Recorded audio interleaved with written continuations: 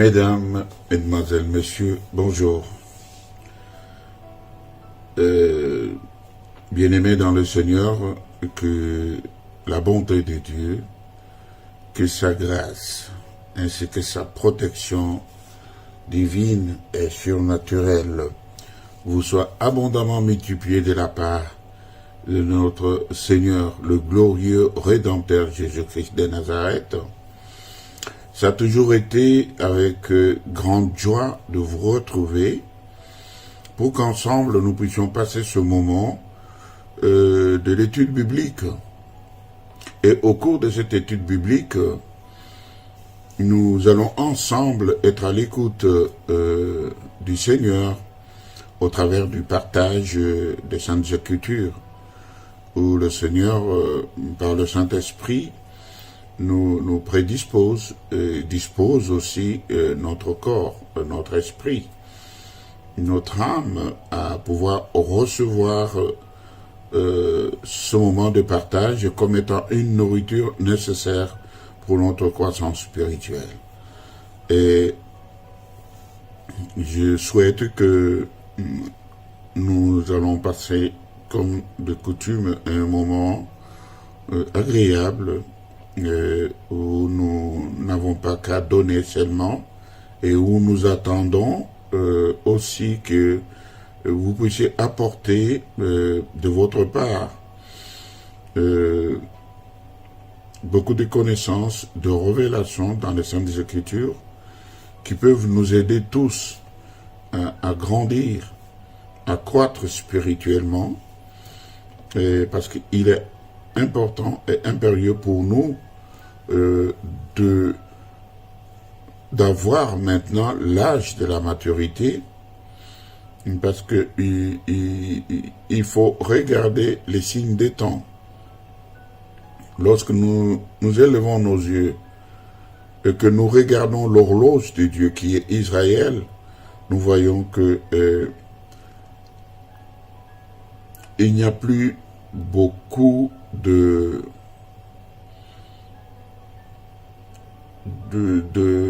choses cachées dans les Écritures, parce que tout a été révélé et nos yeux, ou plutôt notre génération, a assisté à l'accomplissement de beaucoup de prophéties qui essentiellement sont des prophéties qui concernaient le temps de la fin.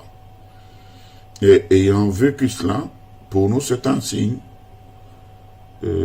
qui fasse que nous puissions hâter notre maturité spirituelle, c'est-à-dire notre connaissance du Seigneur.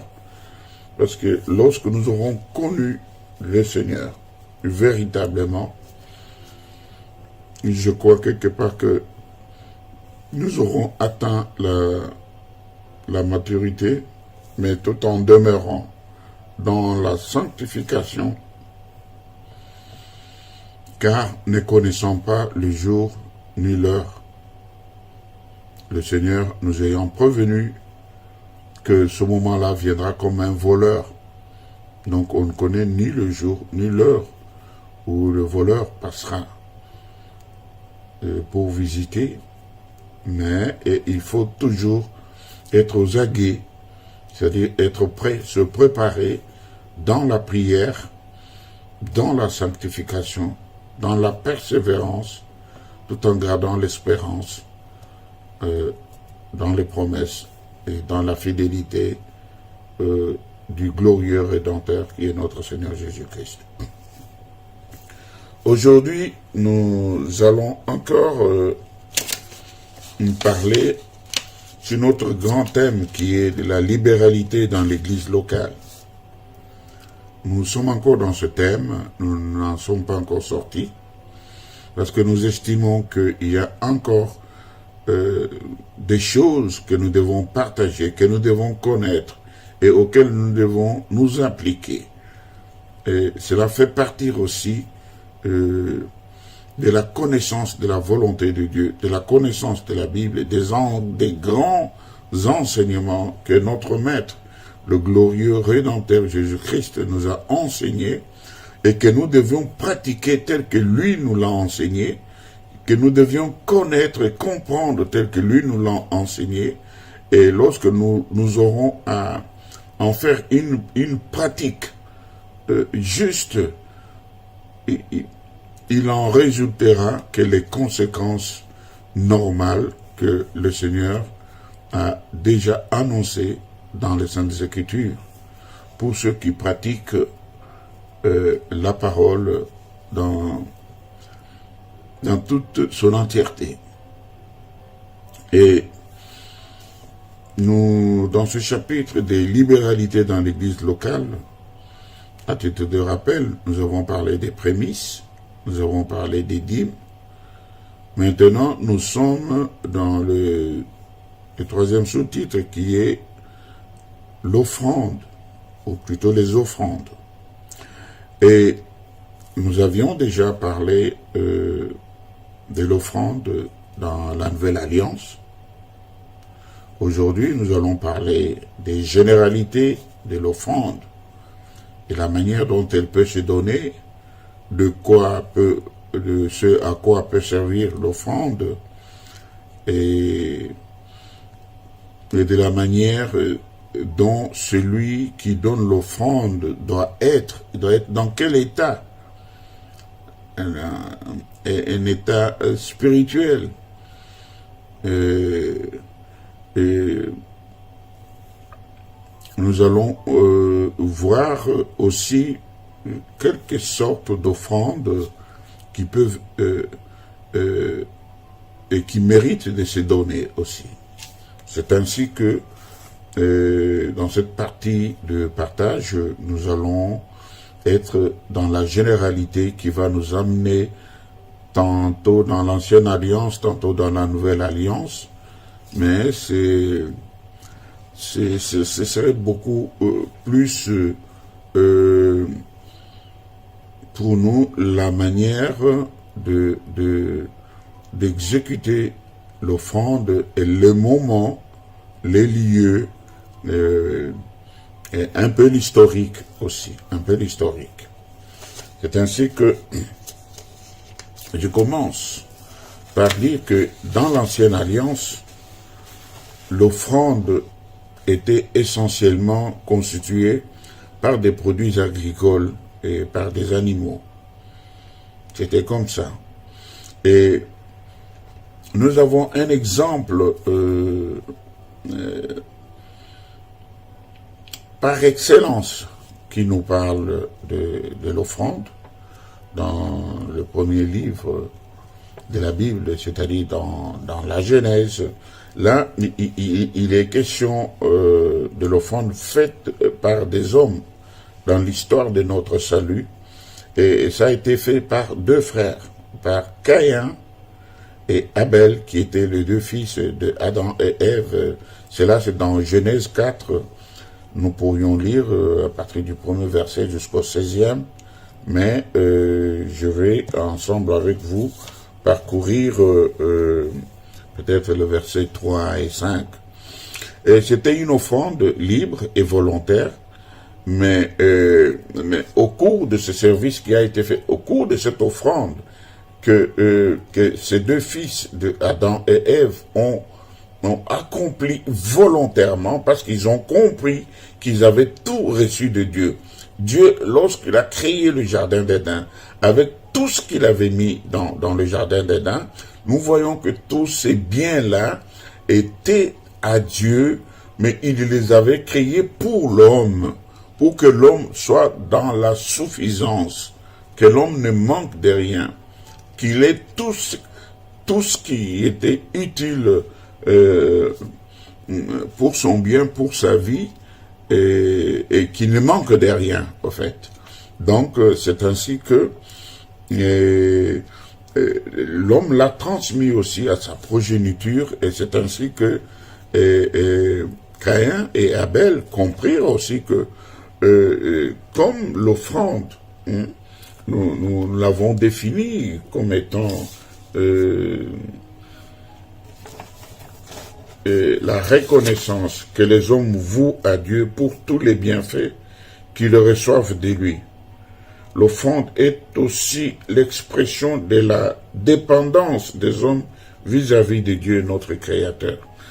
Est-ce que vous comprenez? Donc, l'offrande est la reconnaissance que les hommes vouent à Dieu pour tous les bienfaits qu'ils reçoivent de lui. C'est ça l'offrande. Elle est aussi l'expression de la dépendance, que l'homme dépend vis-à-vis de Dieu, qui est notre Créateur. Il a créé toutes ces choses qui sont ses biens, mais qu'il a mis à la disposition de l'homme. Ainsi, nous pouvons voir dans cette histoire de notre salut comment ces deux fils de Adam et Ève, c'est-à-dire Caïn et Abel, nous entrevoyons au travers de cette histoire comment la cupidité des hommes, leur amour pour l'argent et pour la richesse de ce monde a amené à la jalousie, au meurtre. Vous voyez, quand, comment dirais-je, un acte n'est pas pratiqué pour honorer Dieu, pour reconnaître. Donc, c'est-à-dire que l'homme croit que ça dépend de sa volonté. Il en est propriétaire. Il peut en jouir ou décider de donner comme il entend, bien ou mal, médiocre ou de grands prix. Donc, mais c'est que l'homme manque de comprendre l'essentiel et passe à côté de la bénédiction de la grâce. Et maintenant, quand il voit la reconnaissance de Dieu au travers de l'acte qu'il aurait posé, il voit que il a été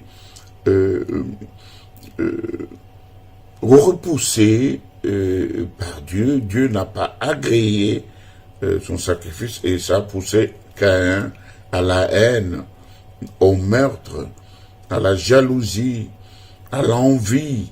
Donc vous voyez, toutes ces choses mauvaises peuvent venir quand on n'est pas, quand on ne reconnaît pas à qui l'on offre, vous voyez.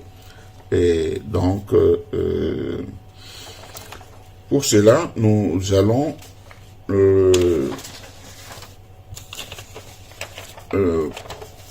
donner une définition, une petite définition que nous avons déjà donnée l'autre fois, que l'offrande, c'est un don fait à Dieu. Donc, quand on comprend que ce don est fait à Dieu, il doit avoir une certaine considération. Pour bien comprendre cette histoire de notre salut, nous pouvons lire dans Genèse chapitre 4, comme nous l'avons annoncé tout à l'heure, et nous lirons dans deux petits versets. Chapitre 4, nous lirons le verset 3, 4, peut-être 5. La Bible dit ceci: au bout de quelque temps, Caïn fit à l'Éternel une offrande des fruits de la terre, et Abel, de son côté, en fit une des prémices nées de son troupeau et de leur graisse. L'Éternel porta un regard favorable sur Abel et sur son offrande, mais il ne porta pas un regard favorable sur Caïn et sur son offrande. Caïn fut très irrité et son visage fut abattu. Et bon, je peux peut-être lire. Et l'Éternel dit à Caïn: pourquoi es-tu irrité et pourquoi ton visage est-il abattu? Certainement, si tu agis bien, tu releveras ton visage, et si tu agis mal, le péché se couche à la porte, et ses désirs se portent vers toi, mais toi domines sur lui. Eh bien, vous voyez ici que déjà le cœur de l'homme était tortueux. Caïn a fait le choix, lui qui était cultivateur, et mais Abel, qui était un pasteur, donc un berger, et il y avait des troupeaux, il choisit la meilleure bête de son troupeau qui était engraissée, et parce qu'il avait compris à qui il savait que c'est celui qui a créé toutes ces choses, qui me les a données, c'est à celui-là que j'offrais en guise de reconnaissance mon sacrifice. Donc Dieu agrégea son offrande, et on voit bien comment Dieu n'eut plus de regard pour l'offrande de Caïn, ce qui l'amena à la haine. Vous pouvez continuer à lire pour comprendre. Bref, ce que je voulais dire, que l'offrande est faite à Dieu, et nous verrons beaucoup plus loin quelle doit être la manière de l'offrande. Comment doit-elle être constituée? C'est ainsi que nous lisons encore dans Exode chapitre 25. Au premier verset, il est écrit ceci: L'Éternel parla à Moïse et dit: Parle aux enfants d'Israël, qu'ils m'apportent une offrande, vous la recevrez pour moi de tout homme qui la fera de bon cœur. Donc nous comprenons que l'offrande est un don fait à Dieu. Donc l'offrande doit être offerte à une divinité, à Dieu. Et c'est Dieu qui demande. Tout lui appartient, tout est à lui. S'il demande, ce n'est pas en réalité qu'il ait besoin de ça, mais il veut voir l'obéissance. Et il veut par là aussi bénir celui qui sera fidèle et qui sera obéissant à sa parole et à sa recommandation. Donc, l'obéissance, comme nous l'avons vu dans la première partie de notre étude, c'est un ordre. Quand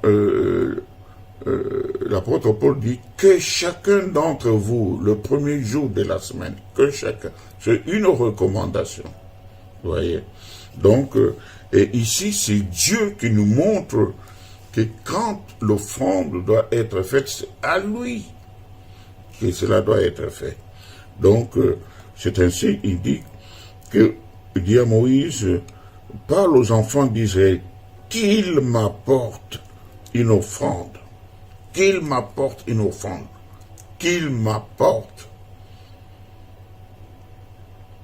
Que les enfants d'Israël, dites-leur qu'ils doivent venir m'apporter une offrande. Moi, l'Éternel, leur libérateur. Et ainsi, nous verrons par là que l'offrande doit être faite à Dieu. Et de quelle manière alors devait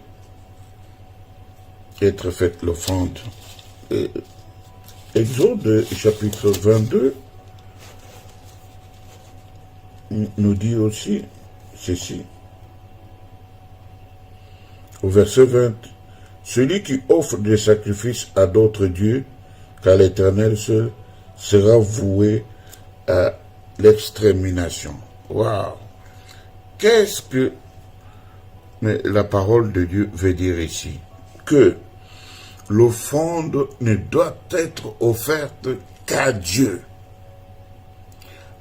pas à une autre divinité, et pas il dit, celui qui offre des sacrifices à d'autres dieux. Et là, la Bible montre que c'est d'autres dieux avec des petits dés, à d'autres divinités qu'est l'Éternel, qu'est Elohim, que Yahweh. Celui-là, sera voué à l'extermination. Est-ce que vous comprenez? Et j'aime bien lire aussi ce que juge dit à ce propos. Donc là, nous sommes dans l'étude juge, je voulais dire, juge, chapitre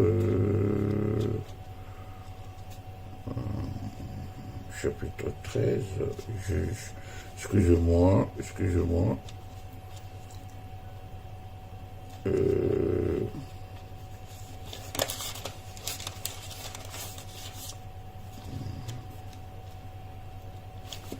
juge, chapitre 13,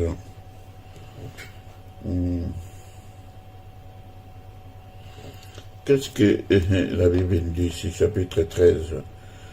Il dit ceci au verset 16, il me dit, l'ange de l'Éternel répondit à Manoach, quand tu me retiendras, je ne mangerai pas de ton mets, mais si tu veux faire un holocauste, tu l'offriras à l'Éternel. Manoach ne savait point que ce fut un ange de l'Éternel. Ici, de quoi s'agit-il? Manoach fit le père de Samson. Vous savez que la femme de Manoach était stérile. Mais l'ange de l'Éternel lui apparut la première fois pour lui dire que tu vas être enceinte et dès aujourd'hui, tu ne boiras ni le vin ni l'alcool. Parce que l'enfant que tu porteras sera un serviteur de l'Éternel. Tu t'abstiendras du vin et de l'alcool. Tu ne boiras pas du fruit de la vigne. Et lorsqu'elle rentra à la maison, parce que l'ange lui était apparu au champ, elle révéla cela à son mari. Elle dit cela à son mari. Et le mari, mais quand il a entendu cela, il a dit, ah, mais c'est quelque chose de bien. Il dit quoi? Que vous allez être enceinte. Mais franchement, un homme heureux et connaissant Dieu, craignant Dieu, il anticipa. Il dit, alors, Seigneur, envoie encore cet homme qui est annonciateur de bonnes nouvelles, qu'il vienne nous dire comment nous devions nous comporter si l'enfant est là, au moment où l'enfant sera né, pour que nous sachions comment faire, comment nous comporter. Et de nouveau, l'ange revint, apparut à la femme de Manoach dans le champ. Et la femme courut vite vers le village, là où était Manoach, et il dit à Manoach que voilà, l'homme qui m'était apparu l'autre fois, celui dont je t'avais parlé, il est là, dans les champs, il courut, Manoach courut plus vite, et arriva, trouva l'ange qui l'attendait dans le champ. Et il dit, ah, c'est vous qui était apparu à mon épouse la première fois? Il dit, oui, c'est moi. Elle dit, bon, d'accord. Voilà, moi, mon souci, c'est quoi? C'est dit que si ce que tu as dit est vrai et que cela devra s'accomplir, j'aimerais que vous nous disiez, lorsque l'enfant serait venu, comment nous allions encore nous comporter. Et puis, accepter que vous puissiez venir avec nous. J'ai un chevreau, je veux vous l'offrir, je veux vous le sacrifier. C'est alors ici que l'ange lui dit, même si vous me gardez, vous me bloquez, vous me retenez pour m'offrir le chevreau, vous savez, moi je vous dis, si c'est un sacrifice que vous voulez offrir, offrez-le plutôt à l'Éternel, pas à moi. Mais Manoach n'était pas habitué aux apparitions surnaturelles. Il ne savait pas, pour lui, il trouvait que c'était un homme extraordinaire qui lui était apparu, un ange, une créature surnaturelle. Bon, enfin, Pour lui, il crut que c'était un ange. Et pour lui, un ange, c'est Dieu. C'est quelque chose de suprême. Alors, l'ange lui parlait en termes de serviteur. Il dit, mais depuis que je suis né, j'ai jamais vu un tel fait, une telle créature. Pour moi, c'est la plus élevée et la plus honorable des créatures que j'ai pu voir. Je veux l'honorer. Mais l'ange lui dit, non, si tu veux honorer, honore Dieu. Alors, il a dit, bon, ici où nous sommes, je vais allumer le feu, je vais faire un autel. Et il égorgea le chevreau, mais il brûla,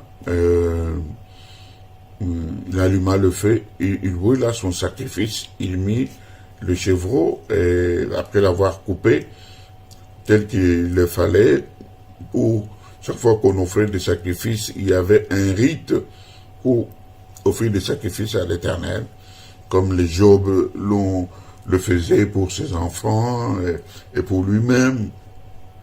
Et maintenant, qu'est-ce qu'il a remarqué? Que la fumée montait tout droit jusqu'au ciel. Tout droit jusqu'au ciel. Et qu'est-ce qui s'est passé? L'ange s'est glissé dans la fumée, lui-même est devenu comme une fumée et il est monté jusqu'au ciel. Quand l'ange disparut, Manoach et sa femme comprirent qu'ils avaient vu Dieu. Alors, ils observèrent ce que l'Éternel leur avait dit jusqu'à ce que l'enfant naquit. Et l'enfant, c'était Samson qui était venu avec la mission de Dieu pour délivrer le peuple d'Israël des Philistins, qui les a sévissés, qui les combattait, qui les tuait, qui voulait les mener encore en esclavage. Donc, bref, c'est pour dire que l'offrande ne doit être faite qu'à Dieu. C'est Dieu qui doit sentir la bonne odeur de l'offrande et puis l'agréer. Donc, l'offrande doit être agréée. Parce que si elle n'est pas conforme aux attentes de Dieu, si elle n'honore pas Dieu, Dieu ne va pas l'agréer.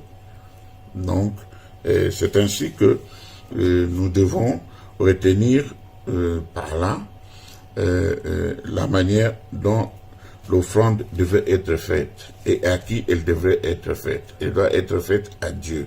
Elle doit être agréable. Et il est interdit de faire, comme nous venons de le voir,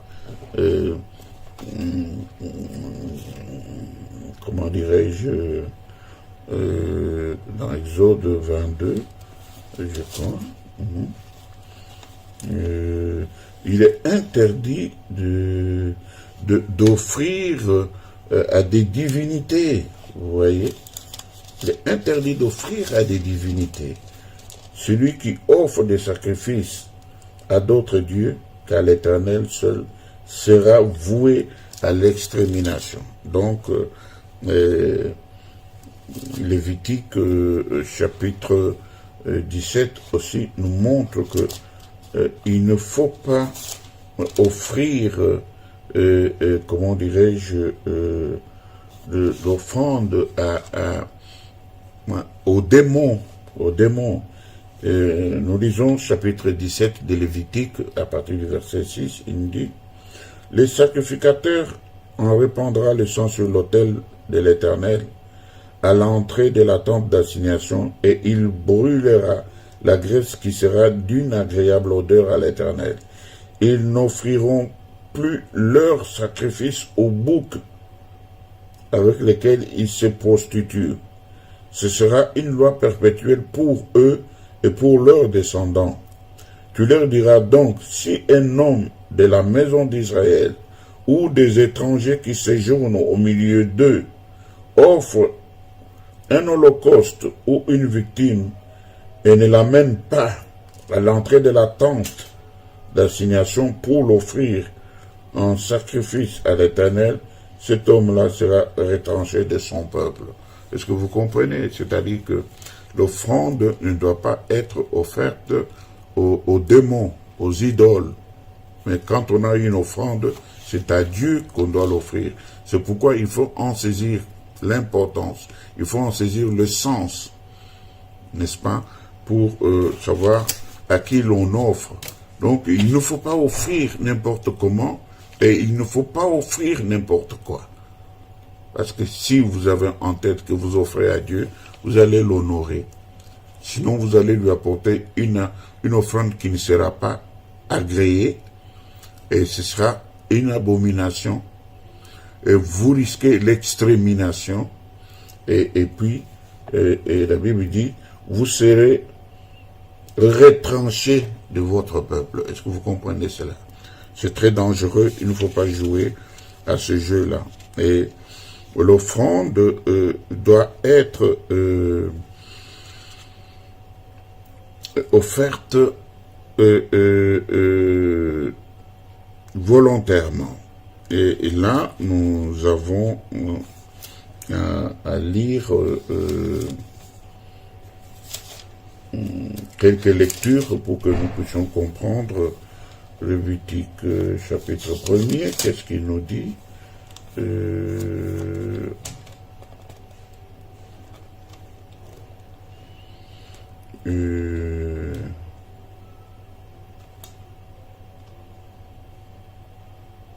Il dit ceci, au verset 1er.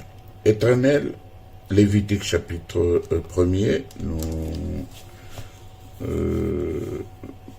nous lisons le verset 3, bien sûr, mais dès le verset 1er, on dit l'Éternel parla à Moïse de la tente d'assignation, il lui parla, il dit, parle aux enfants d'Israël et dites-leur, lorsque quelqu'un d'entre vous fera une offrande à l'Éternel, il offrira du bétail, du gros ou du menu bétail.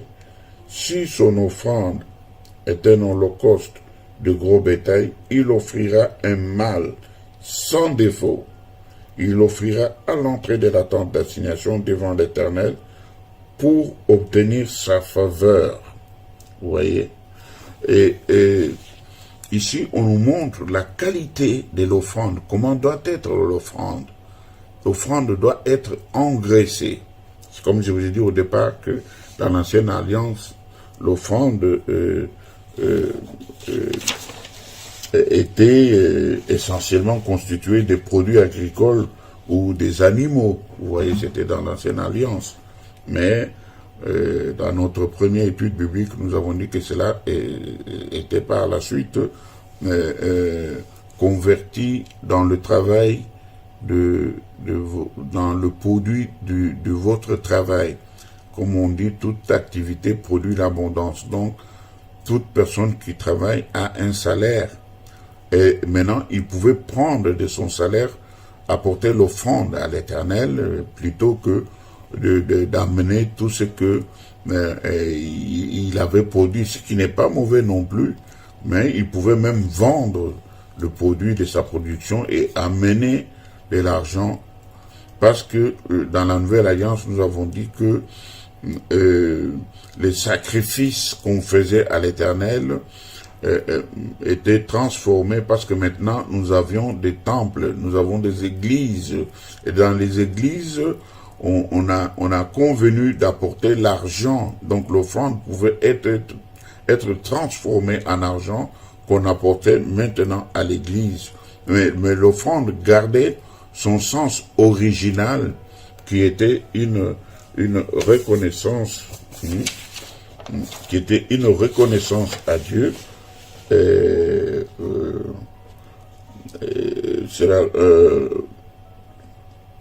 Mais comment dirais-je, c'est la reconnaissance que les hommes vouent à Dieu pour les bienfaits qu'ils reçoivent de lui. L'offrande est aussi l'expression de la dépendance des hommes vis-à-vis de Dieu, notre Créateur. Vous voyez, donc,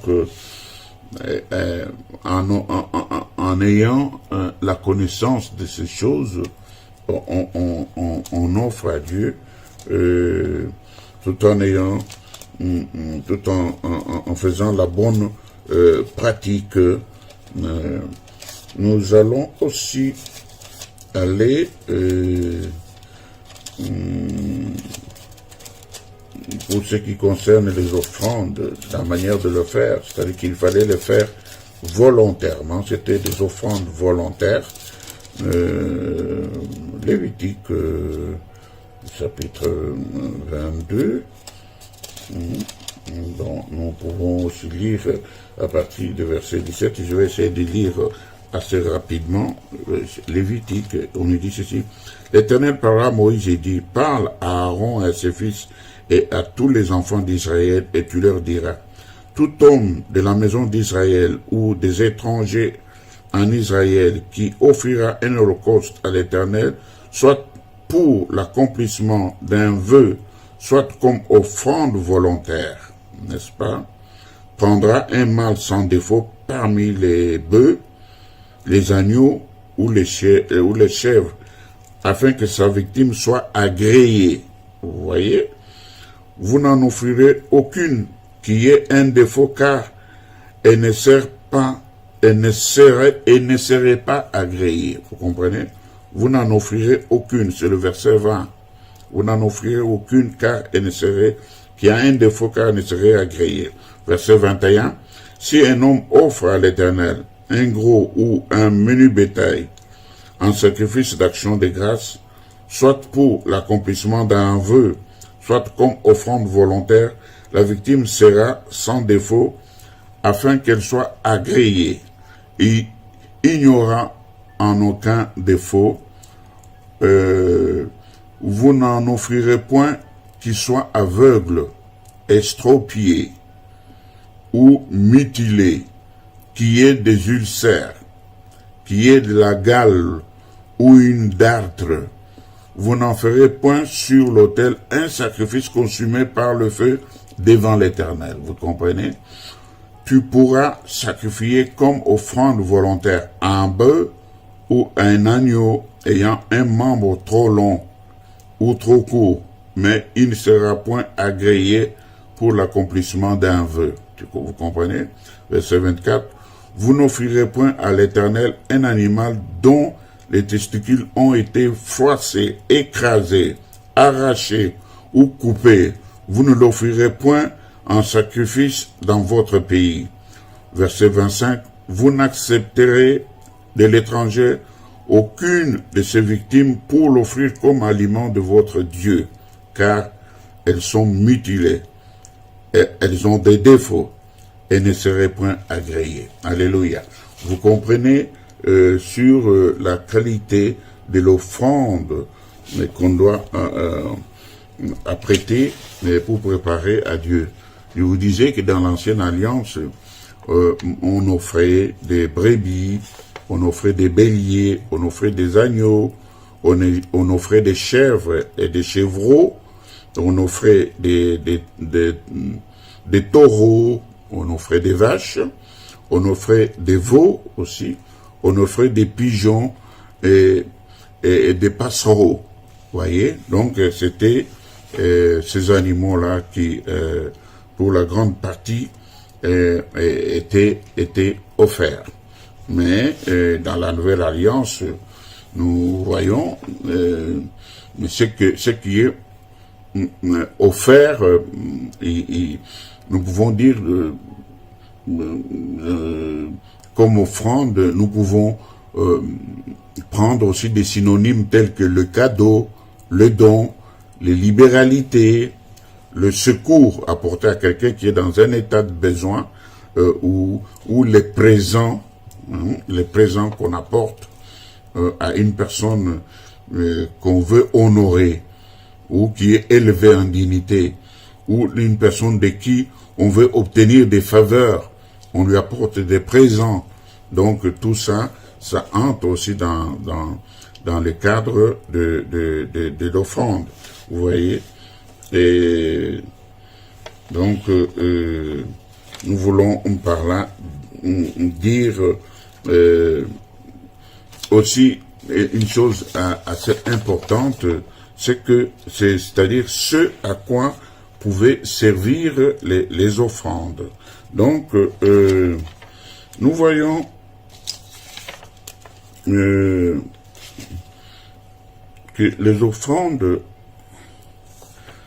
les offrandes servaient à la construction et à l'entretien des locaux, au soutien des veuves, des pauvres, des croyants dans le besoin et des serviteurs. Vous voyez?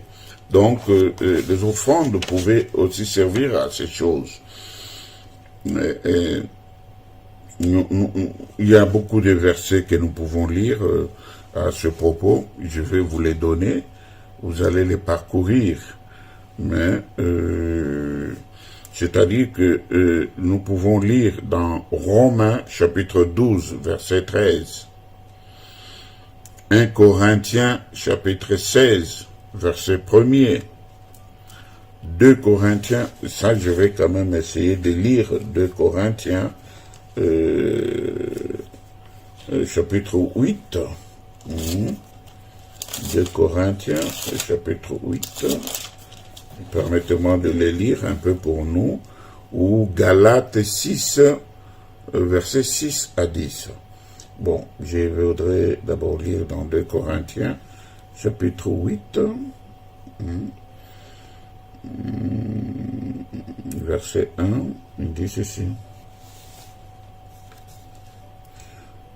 Nous vous avons fait connaître, frères, la grâce de Dieu qui s'est manifestée dans les églises de la Macédoine. Au milieu de beaucoup de tribulations qui les ont éprouvées, leur joie débordante et leur pauvreté profonde ont produit avec abondance des riches libéralités de leur part. Et ils ont, je l'atteste, donné volontairement selon leurs moyens et même au-delà de leurs moyens, demandant avec grande instance la grâce de prendre part à l'assistance destinée aux saints. Vous voyez? Et je vous ai dit que cette lecture, nous pouvons la faire jusqu'au verset 7, mais j'aimerais enfin lire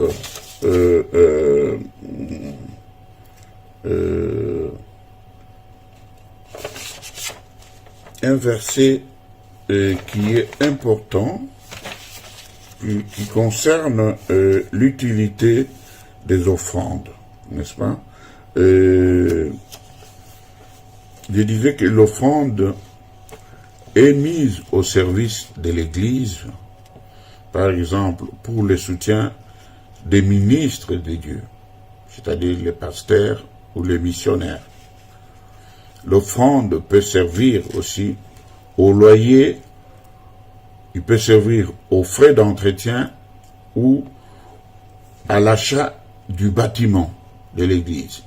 Vous voyez, les offrandes peuvent servir aussi les ministères, le fonctionnement administratif, social, c'est-à-dire que quand l'église, les besoins de l'église ont été accomplis en totalité, les offrandes peuvent servir aussi les démunis. Ça, nous le voyons dans les actes.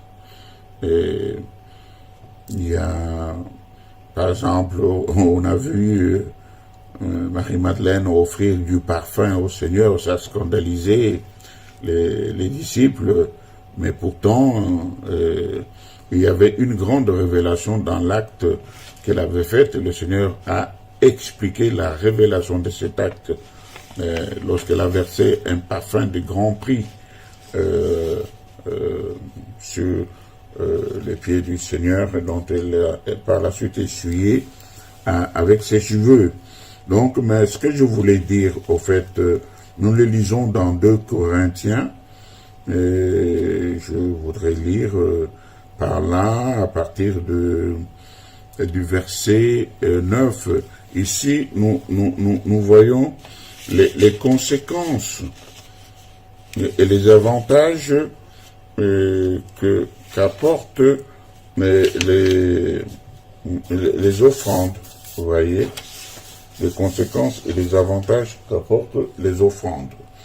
On dit ceci, nous lisons à partir du verset 9, disais-je. La Bible, nous disons ceci, ce sera une petite longue lecture. Selon qu'il est écrit, il a fait des largesses, il a donné aux indigents, donc aux pauvres, aux gens nécessiteux, aux gens qui étaient dans le besoin.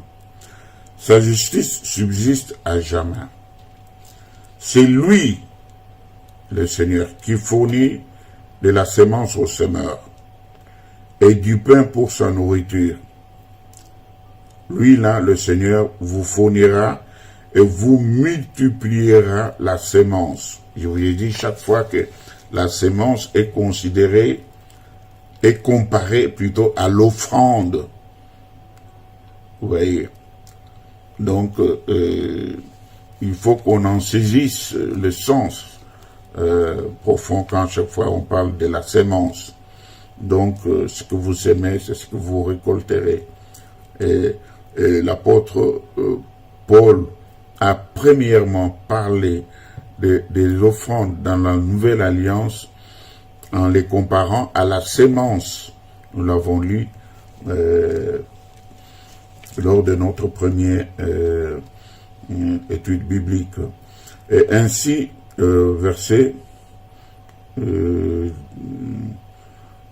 11, vous serez de la sorte enrichis à tous égards pour toute espèce de libéralité qui par notre moyen feront offrir à Dieu des actions de grâce.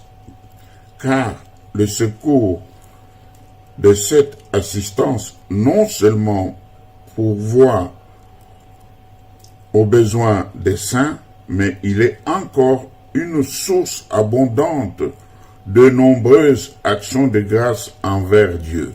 Alléluia. C'est merveilleux. Je ne sais pas si vous le comprenez comme je le comprends moi.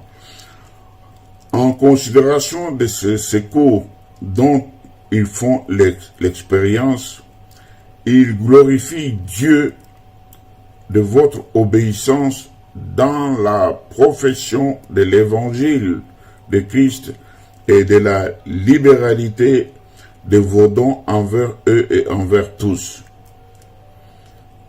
Ils prient pour vous parce qu'ils vous aiment, que Dieu qui vous a, il vous aime aussi autant que Dieu qui vous a fait. Grâce soit rendue à Dieu pour son don ineffable. Alléluia. Bien-aimés, vous voyez, vous comprenez par là ce que Dieu fait de merveilleux lorsque nous observons les offrandes et nous avons parlé des dons, des libéralités, des secours et des présents. Dieu voulant, nous continuerons encore dans ce chapitre que nous n'avons pas du moins fini, excusez-moi, nous n'avons pas fini d'en parler, et Dieu voulant, nous parlerons des aumônes, des actes de foi, des actions de grâce, donc que nous pouvons aussi appeler des actions charitables. Donc tout cela dans le cadre de notre troisième sous-titre qui est les offrandes, dans notre grand titre donc de la libéralité dans les églises locales. Que le Dieu de toute grâce vous fournisse abondamment de la sémence, que rien ne manque dans vos greniers, amassez pour vous-même, et que Dieu vous bénisse pour que vous en ayez en abondance pour soutenir aussi son œuvre.